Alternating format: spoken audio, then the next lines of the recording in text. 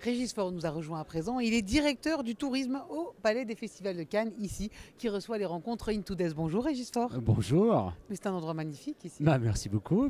Quand on est Ravi de directeur vous du accueillir. tourisme, qu'est-ce que c'est?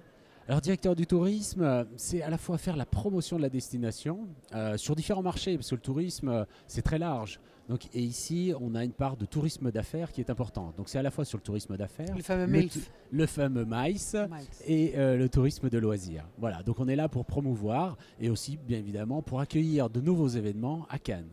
D'accord. Alors, donc il y a des tourismes, on l'a bien compris, mais est-ce qu'il y a besoin de faire une promotion du Palais des Festivals de Cannes? Il y a toujours besoin de faire de la promotion. J'ai l'impression que c'est connu dans le monde entier quand même. Oui, effectivement, Cannes est connu dans le monde entier, c'est une vraie marque, mais on a une concurrence qui est de plus en plus forte entre les destinations, que ce soit sur le loisir ou sur le MICE. Donc c'est vraiment important que nous, on veut continuer d'être innovant, on veut continuer d'être à l'avant-garde, et donc on continue de promouvoir la destination.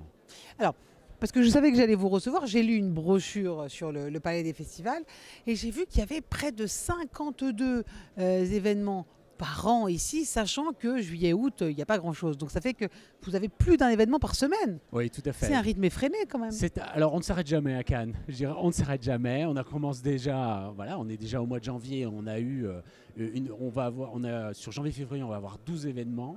Mais même l'été, hein, ça continue, parce qu'il y a l'activité MICE, l'activité loisirs. Alors MICE, je rappelle que c'est l'activité des congrès, innovation. Exactement, voilà. exactement. Okay. On a des très beaux les événements loisirs, à Cannes. Il y a le Festival de Cannes. Le Festival de Cannes, mais aussi on a développé aussi des événements sportifs. C'est très important que ce soit l'Urban Trail, la Swimrun, le triathlon.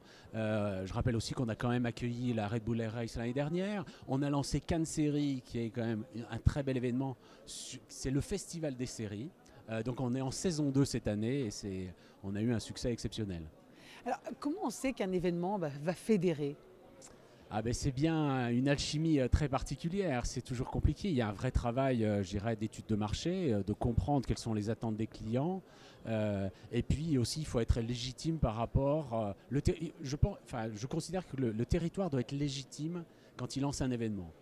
Donc on est légitime bien évidemment en termes de contenu audiovisuel, film, communication, et également en termes de tourisme.